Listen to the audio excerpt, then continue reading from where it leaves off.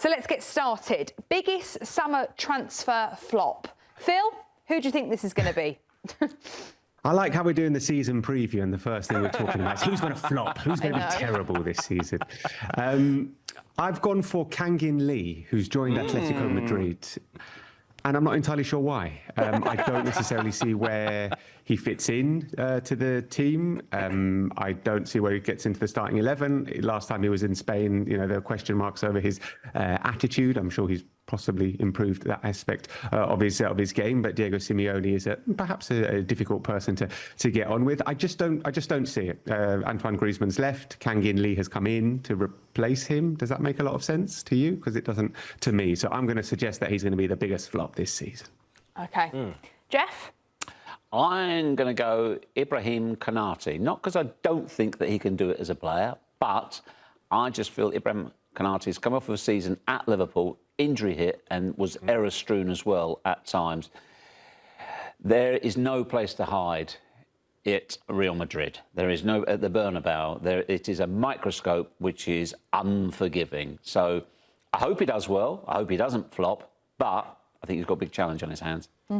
Yeah, I love that shout, Shreevesy, and we had that conversation with Nico as well about the pressure that's going to be on him to not have some of the blunders and the lack of focus that he has. I'm going to go with a player that we've seen in glimpses in the Premier League with Manchester United. He's taking his talents to La Liga. Altay Bayindir, going to Celta Vigo. And Celta Vigo, I love what we saw from them in the Europa League last campaign, just pushing the envelope on Spanish teams that you don't want to play, especially at their place, whether in La Liga or in Europe. My big thing is Bayindir. I feel like he's still got the yips. And for those of you, especially your European friends, the yips is when you're trying to do just things that are natural mechanical things, and then you just can't do things that are so simple, that are so routine. Catching crosses is one of them. He's terrified of crosses. And so in European competition, I just wonder if that's going to bite Celta back in the bum. So he's my player. For me, I agree with Shreevesy. Ibu Konaté comes to mind for me. As Shreevesy said, that doesn't necessarily mean that he can't do it or won't do it, but this seems like it could go wrong at Real Madrid with all of the errors that he had. And he's not playing next to Virgil van Dijk this season, and a couple errors can metastasize and completely kill your season. As a new signing at Real Madrid, they will turn on you quickly if there's a couple early mistakes. So Ibu Konaté for me. Is there any worries about Yan Diomande for the price tag and the expectations? No, I've backed him because he's come through so much adversity as a young man that I think he'll be able to handle it. I think mentally he's really, really strong. I agree. Just going back to Konaté, you say he's not playing alongside Virgil van Dijk. I think Phil will back me up on this, but he is alongside the calm and composed Tony Rudiger. Do you think that'll help his game? Phil, what do you think? Yeah, I mean, there are quite a few question marks about Konaté, whether he's been signed to be a starter as well, or whether he's just a squad player. A lot of the Real Madrid signings, are they coming straight into the starting 11, or are they more sort of squad players? And I think Konaté is one of them. But yeah, Tony Rudiger, he is something of a legendary figure at Real Madrid. The fans love him, but not when he loses his head, which does happen quite often. So yeah, maybe he's not the guy to sort of usher you into the pressure cauldron of the Bernabeu. Yeah, we'll have to wait and see. OK, on to more of a positive note now. Tom, I'll start off with you. Best young player of the season? Listen, Lamine Yamal, I think technically counts for this. It'd be no fun. I didn't want to pick a Barcelona Real Madrid player because we're going to talk plenty about them. So I went with Jorge Salinas, Racing Santander left back, for now. I don't know if he's going to make it till September 3rd with Racing Santander. He had an excellent season in the second division last year. He started basically every game, had a bunch of assists, and this is a Spanish youth international who I think is going to be on the rise this year. If he's playing at Racing Santander, that might be best for him because he will play basically every minute that he's available for. But he could end up at Atletico Madrid. He could end up at Barcelona. We'll see. Phil's nodding. He likes it. Yeah. Lahoud? I like it. That came out of nowhere, by the way. I was not expecting you to say the Racing Santander's left back, so I'm impressed. That's good. Phil naturally so expressive. Summer holiday Phil is even more expressive. If someone says something out of the woodworks, just that eyebrow just raises. Come on, just what's your pitch for Phil? So here's someone who's maybe not as big of an eyebrow raise, given what he did last season, Phil. Alberto Moleiro. I thought he was sensational for Villarreal, especially at home. And Marcelinho, the late Marcelinho, not because he's passed, but because he's no longer the manager, he had a post-match I'm glad we interview. clarified No, he that. had a post-match interview, though. When they played Barcelona, in the match where I thought they actually outplayed Barcelona for much of it, had it not been for Joan Garcia, that probably would have been a different result. He labeled him as a player that he sees having the profile, maybe one day playing for Barcelona, but he labeled him as just magic. And throughout the campaign, watching his impact in the final third, he's got immense work rate. He's one to watch for future transfers for a club like Barcelona. Okay, nice. I think he should have gone to the World Cup, by the way. He was one of the players that was on the fringes, and I was surprised that he didn't go to the World Cup. Instead, Alex Baena went and did pretty well. But I like that Lahoud Moleiro. He's only 22 as well, and this could be a really big season for him to kick on and really catch some eyes.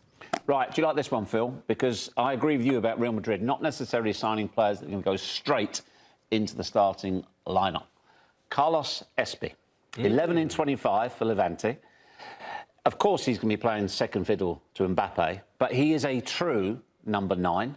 Not that you can not play effective football without a number 9, but I just think they will have that many games that he will get a chance. I'm not expecting him to score 30 goals or anything crazy like that, but I think he will do well when he comes in.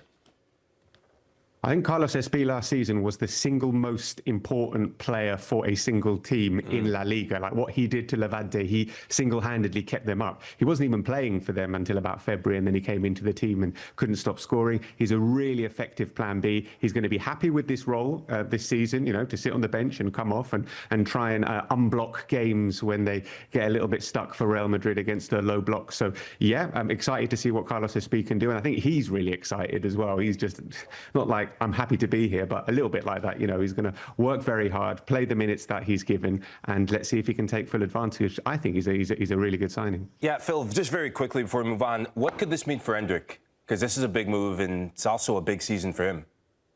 Yeah, it's not good, is it? I think as soon as he saw that Gonzalo's gone, and they've just immediately signed a replacement in Carlos Espí, that is not good news for Endrick. It's pretty clear that the manager doesn't see him in that kind of role. I'm not sure where the manager sees him, if not maybe out on loan again, because, yeah, it feels like an important season for him. He went away last season, scored goals, played, and seemingly had done enough to work his way into the first team plans at Real Madrid, but it doesn't look like Jose Mourinho is going to be using him too much. Phil, who's your best young player of the season? Yeah, I've gone for John Martín at Real Sociedad. He's a really interesting centre-back. He's only 20. He's huge. He's 6'4", and he cemented himself his place in the first team under Rino Matarazzo when he took over. He's been brilliant. I mean, he's just been. It's like they've got another one of these incredible young centre-backs. You know, we've seen what Pau Cubarsí can do. Well, John Martín is in the similar kind of mould. He's, like I said, 6'4", right-footed, and just a tremendous all-round defender, reads the game very well, decent with the ball at his feet, not the best, but decent, and wins everything in the air, just extraordinary. Real Madrid were said to be interested in him. Barcelona were said to be very interested in him. He's got a 60 million euro buyout clause. He's still at Real Sociedad. I think he's going to stay at Real Sociedad this season. Caveat being here, Real Sociedad conceded more goals than any team in La Liga last season, so maybe picking a defender from them isn't the wisest shout from me, but I think John Martín is going to have another season where people are going to be thinking, wow, okay, this guy could be elite. Nice. Okay, young player predictions done. Then on to our next one. Phil, player you'll love by December. I've gone for a player called Aleix Febas, who's just signed for Celta Vigo. He is a terrific midfielder. In my mind, he's still a youngster, because I remember watching him for like the under-17s at Real Madrid. He's actually 30, which just shows how old I am. But he was the player who was fouled the most in La Liga last season when he was playing for Elche. That gives you an idea of the kind of player that he is. He's so good at holding on to the ball in midfield, but also he's really good at making those little bursting runs and inviting challenges onto him. He's moved to a Celta Vigo side, who I will wax lyrical about in a different section, and I think it's a perfect marriage for him. I think he's going to be really good in that team, and I think you guys are going to enjoy watching him. Nice. Jeff? I'm going for Juan Cruz at Malaga. filled in at left-back, Leganes, last season, and was their player of the season.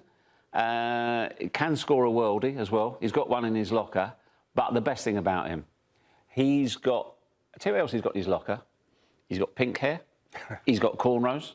He's got a sneaky little mullet on him as well. I mean, who has a mullet these days? And, I just think that he will. I just think he will capture the attention. I like it. Nice, Lahoud? Yeah, I'm going to go and stay in Andalusia. There is a player that is one to watch, and he plays for Valencia, Javi Guerra. I think this is a young man who has the world at his feet. He can do everything in midfield. He's naturally a box-to-box midfielder. And Phil, I'm going to put this out there. He will be on Spain's national team by the next European Championship. I think he'll be someone who maybe contributes, and definitely I see him as a starter by the next World Cup. Am I crazy? Starter by the next World Cup. There are quite a lot of good midfielders in Spain. That's the thing. There's quite a lot of competition for places in that midfield. But Javi Guerra is a player that we've been excited about for the last 2 years. He was very close to joining Atletico Madrid last year. It didn't work out. I'm waiting for him to push on now because he's at an age now where we need to see him dominate games and get a real run in the side because the manager hasn't always trusted him. But I'm with you. You know, he's a midfielder that can genuinely do everything, and his physical capacity, his intelligence, his treatment of the ball, as they say, he treats the ball very well. It's very nice to the ball, plays beautiful passes, delicate, and he's strong as well. No, he's a great player. Definitely one that you'll love to see. Okay. Tom, who you got? For me, Cucho Hernández, Real Betis. He's a guy who I grew to love very much in MLS for the Columbus Crew. He's audacious. He plays with flair. He plays with a joy, and he plays brave, right? He's somebody who can do several touches, beat a few defenders, but if you put a shoulder into him, he'll come right back to you with it. He's a fan favorite. He plays to the crowd. He plays to the fans. Scores goals, works hard, has a little bit of a mean streak about him. What's not to love? Yeah, it's a good shout. Awesome. It's a good shout. OK, those are the players you'll love by December. Tom, I'll come to you now on this next one. Biggest story, not from the top 3 teams in La Liga. I'll keep it with our American prism here on CBS Sports Golazo, Rino Matarazzo. He's somebody that we all fell in love with as a manager. What he did with Sociedad, it's a perfect fit for him, both in terms of on the field, with the players he had and the buy-in that he got, the results he got, but off the field. This man loves this club. This man loves this part of the world. And the fans, everybody loves him, of course, because he's winning. But I'm really, really excited to see what he does with a full season. Nice. Lahoud? Yeah, I'm going with Malaga. I remember where I was. I was actually in Malaga. I was in Spain the season they got relegated. And it was this mass funeral in that region of Spain. To think of a club, the club that made the Champions League run, you think of that titanic battle between them and Borussia Dortmund, where if we did a morning footy revisionist history, that Malaga side was insanely talented. The Malaga that had Isco, that had Martín Demichelis in it, so many players that were out of this world. And then they hit an absolute low where it wasn't bad enough that they got relegated. They went to the 3rd division, and that wasn't that long ago. So to see them back in Spanish football's top flight, to see them just, I think the fan base is what I think of. I think of matches against Betis. I think of rivalries against Sevilla. La Liga isn't La Liga, I think, personally for me, without the Andalusian derbies that we get to see and cover. Mm-hmm. Do you agree with that, Phil? That Malaga team as well. Yeah, that Malaga team, the best thing about that team, Lahoud, is that the majority of those players are basically Malaga fans who just happen to be professional footballers. They've had to use the youth academy because they've had zero money to spend on players. They've spent money on one player in the last 8 years. Wow. Everybody is basically a youth academy product. They're playing for the manager who was also managing in the youth academy as well. It is local lads playing for their local team. The fans are exceptional as well. So completely agree. Malaga being back is a terrific story. Nice. Malaga for Lahoud. Who have you got, Jeff? Well, I'm going the other way. You're talking about the team being back. Phil, Sevilla, I think this could be the year. Ooh. 13th last season, 17th the season before. As far as I can see, not spent any money of note so far this summer. They've been flirting with relegation for a while. I think they might go. I mean, we've been saying this sort of for the last couple of seasons, and I think you're right. I mean, I look at this Sevilla squad and the players that they've lost. They've lost a lot of players that played a lot of minutes for them last season. They've lost their top 2 scorers from last season. They've got a manager who probably shouldn't be there and should probably have gone in the summer. They've just bought a Scottish striker called Robbie Ure, who I'm very fascinated to see. We've been talking about him. Yeah. Where I'm has this fascinated. come from? Do not ask me, because I have no idea how this deal. They've actually spent some money. I think it's about 6 million euros. Yeah, so they've obviously Yeah. they've put belief into him. But wow, I'm with you. I think Sevilla going down, they could be very, very close this season. Phil, I look forward to watching Scoreline, because if there's one person who'll know, it has to be Ian Joy. He knows everything Scotland. Yes. Yeah. He'll have some information on that. OK, Phil, what's your biggest story not from the top 3 teams?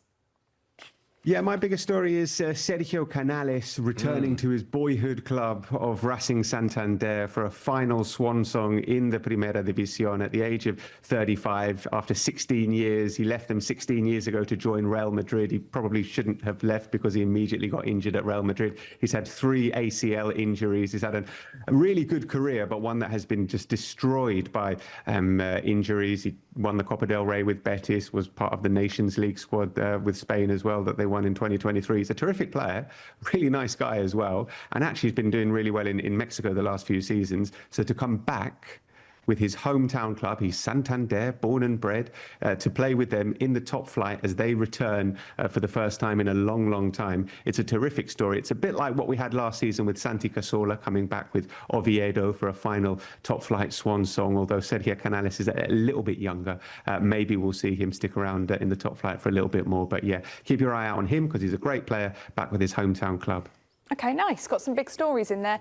Phil, I'll come to you on this one again then. 4th team to make that Champions League spot. Obviously, last year they did get the 5th spot in La Liga. But if we're assuming it's just going to be 4, who do you think will be that 4th?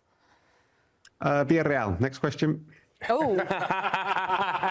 It's that simple. I think it's really clear that it's Villarreal. They've got definitely got the 4th best squad in the division. They've got a new manager who I know pretty well, Inigo Perez, and he is a terrific manager. Andoni Iraola is his mentor, and a few years ago Iraola followed a similar kind of path, and now he's the manager of Liverpool. Inigo Perez has stepped up. He's managing in the Champions League this season. He's going to do brilliantly. Villarreal top 4 easily. Well, Phil's just named my manager of the season, so I can skip the next section. Yeah, and they've got Alex Freeman as well.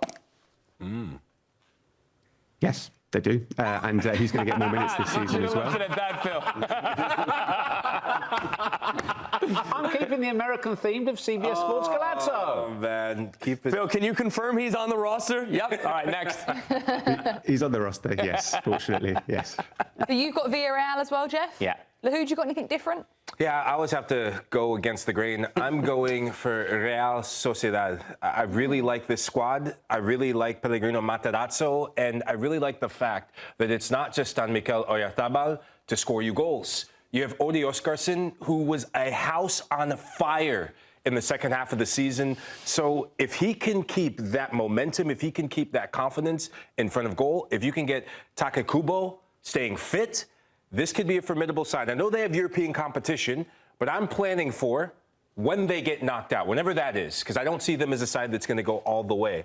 But when that time that they're out of Europe, I really think we're going to see at the back half of the season, you're going to see a team that's pushing the milestone and pushing to get back in Champions League. OK. That would be some achievement, wouldn't it, Phil? Yes, I do not agree, Mike. You made a very good case, and I enjoyed listening to it. And you almost had me, but no, I don't think they're going to be anywhere in the top 4. And actually, is it Bryce Mendes leaving? Is that why? That is one of the strangest moves in the summer. I just realised a few days ago, I've been on holiday, forgive me, Bryce Mendes went to the Columbus Crew. Yeah. How did that happen? Terrific signing for the Crew, but yeah, that's a bit of a blow for Real Sociedad. They haven't made any signings so far this summer. They've got a lot of defensive work to improve on as well. Second season syndrome after the high with the Copa del Rey for Reno as well. I hope they do well, but I don't think they're going to be pushing for top 4. OK. Tom, who have you got in the 4th spot? Yeah, I'm worried about squad depth as well for Sociedad. So I went with Athletic Club. They don't have European competition. They had the season from hell last year. A little bit of a positive regression to the mean. hopefully a healthy season from Nico Williams, and we get back to the player that we know that he is and the form that he can show, and he can be the difference maker in a top 4 push, though Villarreal is for sure the favourite. So our next one we're going to be talking about is who's going to be the Golden Boot winner. Everybody put Kylian Mbappe. Lahoud, Tom, any explanation needed? No explanation needed, but if we position this conversation as Mbappe versus the field, Mbappe or literally anybody else, what would be your answer? Mbappe. Me too. Honestly, me too. I don't see the second challenger. Phil, what about you? I looked at the odds. The second favourite is Lamine. Like way down as well in terms of the odds. You know, he's odds on Kylian Mbappe. So yeah, he's going to be top scorer unless there's an injury. He's going to be top scorer. Okay, pretty straightforward there then. Okay, who will be the player of the year then, Phil? Who will be the player of the year? I put Lamine, I think, didn't I? Yes, I did. I put Lamine Yamal as the player of the year. There's a lot of picks here. Lamine Yamal, I think, is someone who is going to kick on after the World Cup. He didn't necessarily play how he wanted to play, the performance that he would have liked to have shown at the World Cup. I think we've seen him be more mature in terms of his decision-making in matches. I think he's a player who led so many metrics in La Liga last season. If you look through the statistics, he was way ahead of so many people in so many metrics, and I think he's just going to get better and better, and he's going to be the player of the year. I'm boring, I know. I'm sorry. I should have picked someone more interesting. But there we go. Jeff, who'd you pick? Fermin. Who, barring a foot injury, definitely would have been part of Spain's World Cup squad. 13 goals and an insane amount of assists last season. He's played as a false 9 before. Lewandowski going. What does that create? What's happening up top for Barcelona? There's other question marks as well. I just think that he's... Obviously, he was so disappointed missing out in the summer. I just think he's now going to go to the next level. I really like him. I really like him as a player, and I think he can push on. Okay, so we've got 2 players from Barcelona. Lahoud, who you got? I'm going to make it a third. I was originally going to say Lamine Yamal, and I knew that you were coming in today, Phil, so I went a different direction. Rafinha. Rafinha is going to reclaim the crown. You said something last campaign that really just made me think differently about the importance of Rafinha. I still think Rafinha is the most important player at Barcelona. There's people out there who disagree with me. I welcome that because of the season Lamine Yamal had. But the significance of the tone he sets, we see it in all the pressing metrics. We see the difference, the aura, the confidence the team has. When he is on the pitch, anything is possible. And just the frustration, I think, with his body letting him down. He missed 26 matches last season. He didn't miss a single match the season before, and it really showed it, the success Barcelona had. I just think the disappointment of the World Cup that might have been for him, just the criticism he got from the Brazilian media, the criticism he got from maybe internally at different times, I think he's going to be highly motivated to prove some doubters wrong. Tom, you got anyone from Barcelona? I don't. I have Kylian Mbappe. He has been at this club for 2 full seasons. This is his 3rd. He's scored a ton of goals, but they haven't picked up any hardware. I think this is the year that Mbappe leads this team to a positive way. Okay. Ooh. Nice. All right, then. Manager of the year, Tom. Manager of the year, I think I went with Cholo Simeone. I did. I went back and forth with a couple options. Cholo Simeone, because Julian Alvarez, this is the saga that we haven't spoke about yet. I think this is one of the biggest storylines of the La Liga season, particularly right now, before we get to the close of the transfer window. He's dealing with that. The squad, I don't think it's really anywhere near Real Madrid or Barcelona. And yes, they do have advantages over other clubs, but if they stay within the title race, and there's a vintage Cholo Simeone Atletico Madrid season, he will be the reason why. There was a couple of eyebrows raised when Tom said that, Phil. Yeah. I just think, no, but you're right. You've Tell me given I'm the dumb. Feel free. Don't justification beat around it. You're all good. You know me, Phil. Well, no, you justified it by saying if they stay in the title race, this will be a huge ask for, and great work from Simeone. And if they do that, then I look at this Atletico Madrid side, and for the first time in a few years, I'm like, they are way off the pace. They're way off. So if he does manage to get them to a challenge, then he definitely will be manager of the season. You don't sound like you're remotely convinced that you're going to Just tell me I'm wrong. He's more convinced. He sounds more convinced about Alex Freeman being a big part throughout the season. Yes. Yeah, look, I'm going to keep mine very brief. I said that Hansi Flick is the best manager in Spanish football right now. He's one of the top managers in the world. He has a chance to do something that only 4 managers previously have ever done, which is win 3 straight La Liga titles. The last manager to do so was Pep Guardiola. With that golden generation of tiki-taka, I think he does it this year. Hansi Flick is good. And even though he doesn't have the resources, it's Barcelona. It's Hansi Flick. It's La Masia. Okay. Hansi Flick for who? Jeff, who you got? Inigo Manager of the Perez. year. Okay. And in another world, he'd be on the bench at Anfield, wouldn't he, this season, as part of Iriola's backroom staff. And what a sliding doors moment, him not getting the permit to be a coach at Bournemouth, to not be part of the backroom staff. He was there, but he couldn't wear the lanyard, could he? He couldn't have the official club tracksuit. He was kind of in the shadows. It didn't happen, and look what's happened to him. I think it's a real coup for Villarreal, getting this guy. I think he's smart. He is, I think you said just now, Phil, he is of the Andoni Iriola mould, and I expect great things of him. I really think he's going to shake it up a bit. Do you like that one, Phil? I love that one. Yeah, I mean, I've spoken a lot about Inigo Perez over the last year or so. I've been able to sit down and talk to him as well, and he's just so impressive. You just come away thinking, wow, this guy is going places. Super intelligent, intense, but a deep thinker, and just a really, really exciting football coach. And now he's got a team where he's got an excellent squad, but also there's not an insane amount of pressure on at Villarreal. It's quite a nice club to coach at, because, you know, the local media, the local fans are like, it's not too much. They can just let him get on. He can just get on with his work, and if you let him get on with his work, he will do good things. So yeah, I like that pick a lot, Jeff. Okay, Phil, who have you got manager of the year then? I've got Claudio Giraldez of Celta Vigo, because I'm very excited at what they're going to do this season. I think he achieved a huge amount in the 2 campaigns he's been at Celta Vigo. You know, came in through halfway through the season 3 years ago, took over from Rafa Benitez, and they were heading towards relegation, saved them, and then he's headed to Europe in the 2 seasons that he's been at the helm. They're in Europe this season. They've made some good signings. I've mentioned Aleix Febas. I like they brought in Javi Galan at left back. They've got another team that is full of young local players. He was the manager of the B team, so he knows the youth academy very, very well. He's used it brilliantly, and I think they could even do better than 6th place last season. So I think they might even finish 5th. They've got European football to balance with as well. But he's the youngest coach in La Liga. He's one of the most impressive ones. And if they improve on last season, he's coach of the year for sure. Can I just point out, we're about to get to our last section, so we've just done Manager of the Year. The last one is who's going to win the title. We've got all the way through 2 parts with our Spanish football expert, and nobody has mentioned, do you know who? He's not had a mention yet. Yeah. Jose Mourinho. Yeah. Correct. Everyone looked at me like... Provoking reaction.